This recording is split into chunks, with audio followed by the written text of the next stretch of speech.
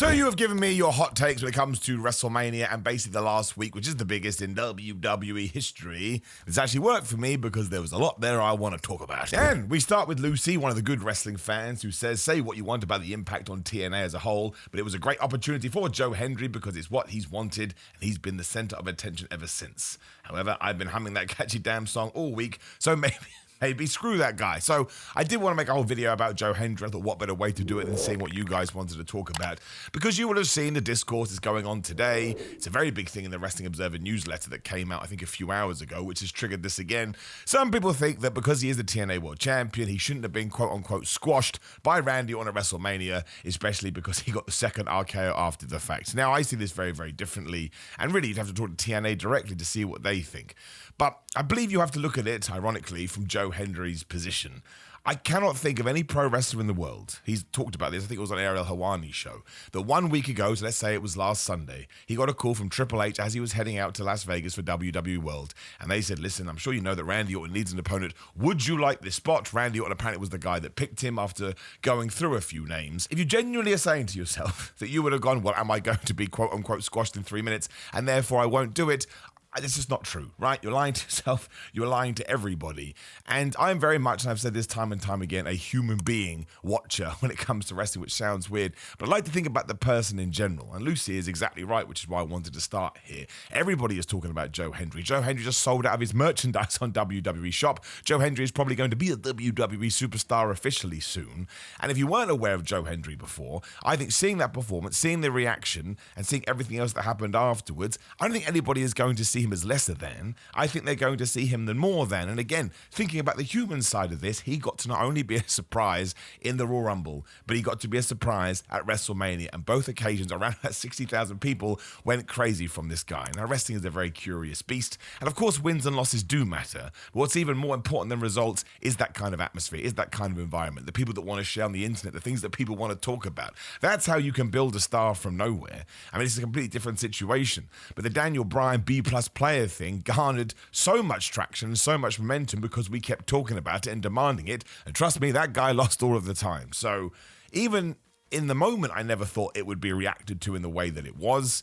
I don't see Joe Hendry as a weak TNA champion. In fact, I just see him as a star. That's it. So if the belt is on that guy, he is going to be helping that. And I'm sure he's going to be helping TNA to some level as well. I cannot believe there's not one person that's like, oh, but I'd check out this new TNA thing and see what I think of it, although I would also hazard a guess that he won't be there for much longer. So I do have one more that we'll get to, but the number one message, the number one reply I got when I did put this on my Twitter, Simon316, was Joe Hendry is great. I love Joe Hendry. But think about Joe Hendry. What's Joe Hendry going to do right now? Joe Hendry, Joe Hendry, Joe Hendry. Even the ones that are like, I don't like Joe Hendry. You still talked about him in droves, which is why for many he was the best thing about WrestleMania. Simon Hill, who's also a good friend of mine, appreciate you, Simon, said Raw after Mania was better than Night 2 of WrestleMania. A lot of people said that as well, and I think that's a good thing, to be completely honest with you. I think in many ways WrestleMania Part 2, if you want to call it that, has been given a hard ride. I'm going to save my opinions about John Cena and Cody Rhodes for a second because somebody actually echoed them in the text. But I think ultimately, as long as you enjoyed that Raw after WrestleMania, then WWE did its job, especially because in the past, that Raw after WrestleMania has not been very good. And I actually think overall, the Raw after WrestleMania may have been the best of the three. It all depends on what you were looking for. But there absolutely was a sour taste in people's mouths after the main event of Night 2. So to jump 24 hours further and then get people excited about the Seth Rollins and the Paul Heyman and the Braun Breaker and other people that could be inserted there, or a Rusev or the Becky Lynch heel turn. I think that just means that WWE comes out of WrestleMania in a good state, which is all that you really want to do. I do think WrestleMania has been, it's difficult because you're allowed your opinion, of course. Me watching the reaction to it, I think the negativity has been overblown a little bit, but at the same time, we know why that was. Again, we're going to get to it. The Mando says, did we need Gunther to tap out? A hook of the trunks or Jay using the ropes for leverage would have been a better booking job of protecting one of their top assets. Cena Rhodes was as underwhelming as the finger pump platoon by Nash and Hogan. Mania was WrestleMania this year. So the Mando there, using his words very cleverly. I do not understand this Gunther tap-out rage. It just doesn't make sense to me. He's the bad guy. And everything you've described there, the Mando, and I thank you very much for joining in, is what a heel should do. There's no way that Jey Uso should win by using the ropes for leverage, or what was the other one, a hook of the trunks. That would just completely underpin the fact that he wasn't good enough to be the world champion and he had to use underhanded tactics to get there. Whereas the reason I like the story so much is what actually turned out is that Gunther is the horrible person. He's been the horrible person since day one. And as soon as he was in a position of danger, he tapped out because he's a coward. Hence why 24 hours later, what did he do on Raw? He went after the commentators. He doesn't know what to do with this knock of confidence that he's now going through. That's what it is. He didn't want to get chucked out. He didn't want to face a real wrestler, so he went after the announcers. I don't think that takes away from the Gunther character at all. I think that makes him way more interesting. If he is just, where did you put it here? I can't remember now. Someone said something else, but if he is just sort of angry man that wins, eventually that's going to get boring. Whereas actually what WWE is presenting us with can be stretched out over weeks and months. So honestly, the time it didn't bother me, it's that it doesn't bother me now. It is no way near. So Cena and Cody Rhodes was nowhere near as bad as the finger poke of doom by Kevin Nash and Hulk Hogan. I talked about these yesterday. I'll talk about it again now. They had the crowd the entire time, even though it was mostly boos. There was never dead silence, and it wasn't a situation that led to the death of WWE. There's no way that's going to happen. We would have seen it on Raw. By then, most people had just moved past it. I totally understand the dissatisfaction. But to say it was that low, it's just, in my opinion, it's just a little bit silly. The finger poke of doom is genuinely all-time bad stuff. Cody Rhodes versus John Cena was just a decent match that went off the rails towards the end because we didn't finish the story in the way we should have done. Smoking Wrestling, I thought hit the nail on the head too. Said some moments you'll relive for years to come and some moments you'll probably never watch again. I said that on my review. Great matches and moments followed by some questionable booking decisions. Dom winning the belt, my main highlight, alongside Seth and Heyman. Smoking, I think you have done really well there. And if I had the power to give you a TED Talk to talk about WrestleMania, I would tell you that's your template. Cuban Pete, who I assume is Pete from Cuba, says that CM Punk video package was my favorite part of the weekend. So glad you threw that in there, because sometimes it is the small things. It's not the main events, it's not the results, it's not the title changes, it's that your favorite wrestler maybe got to be in the main event, or they just did a damn good, decent video package for them, which is exactly what that was. That was super cool. And so was a Randy Orton one. People aren't talking about that, or the Jey Uso one that we did on Raw. These are sort of, I guess if you grew up during the Attitude Era, the My Sacrifice videos of the modern day, and we can always do more of them. And again, we go back to that human side. Say what you want about the Saturday night main event, but most people now believe it was better than the Sunday night main event. It's still the main event of WrestleMania. And for CM Punk to not only get that, but to have his entire story embedded in it and to get a video like that, to me, that's pretty good stuff. Josh, the Movie Apprentice, which is an incredible name, says, don't even think this is a hot take, but you can take the whole Travis Scott appearance out and still have the same ending. Literally, Rhodes had just kicked out of another FU, so just transition straight into the grabbing the title spot and proceed from there. You're right, Josh. That's my issue with the main event. I think most people's issues, if they were just going to calm down a little bit, but please do rage on, is that Travis Scott didn't need to be there. And if Travis Scott is going to be there, you have to have The Rock there too, right? Those are a non-negotiable, I would say, just from a narrative point of view. I know there's a bunch of other stuff out there and we'll address that as and when. But as a fan sat there, again, I don't know one person in that arena that didn't expect The Rock to turn up, which is why the Travis Scott pop was so loud, because people thought it was going to be The Rock. He should have come out a few minutes afterwards. So I agree. I think The Rock wasn't going to be there. You just quietly pushed the Travis Scott thing to a side as well. I know there's rumors that it's going to be Travis Scott and John Cena in a tag team match. You could sort that out nearer the fact, right? It's not going to happen anytime soon.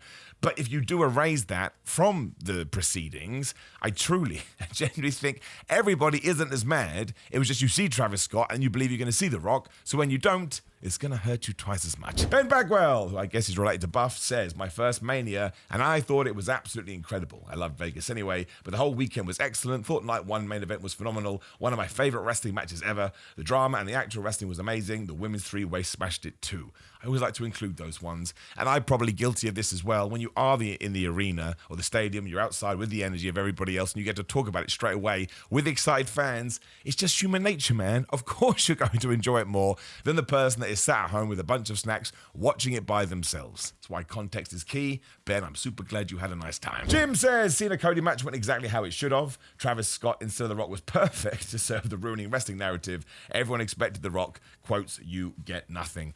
I don't really like that as an excuse. Again, I'd be happy for them to do exactly what they did do and have Travis Scott or The Rock, or have neither of them.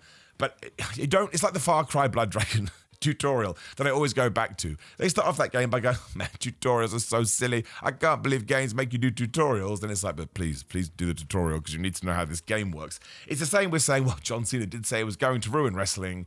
And you're like, well, he is ruining wrestling because this isn't very good. What you're engaging with has to be entertaining on some level. And I think it was. I like John Cena's weird heel tactics of punch, kick, double axe handle, punch, kick, double axe handle. And sure, he had to slow down a little bit, which meant Cody had to slow down a little bit. That, to me, does not make a bad main event. I said this yesterday, too. I'll go on about it. But go back to The Rock versus Chris Jericho after WrestleMania 18's Hogan versus The Rock. The reason that one fell flat is because there was no atmosphere, there was no energy. That crowd was tired. It's the opposite of Night 2. The crowd is so into it, they boo both guys for the entirety of it. The only time they go quiet is when The Rock isn't there, and we get the 1, 2, 3 because their expectations had been let down. But I don't think you should ever have a story where you're trying to do a bad match on purpose, because a bad match is still a bad match. I think it was a very interesting match, and it didn't hit the levels it would have done 5-10 years ago because, you know, Father Time comes after us all. But there are still elements to it which are entertaining. It's just average, is what I'm trying to say. It was just average. And all the bad stuff came with the people that weren't there. Meghead, that has to be a Red Dwarf reference, which also makes my day. Raw after Mania was comfortably better than both nights. There you go. We said it once, we say it twice. Jomo says the ending of the main event was exactly what John Cena said it would be. Not what we want. The disappointing ending was part of the story, and I liked it. And that's fair too, right? Even if you could tie it into John Cena deliberately being an a-hole, and that sort of made you appreciate, I guess, another different level or a deeper level of storytelling.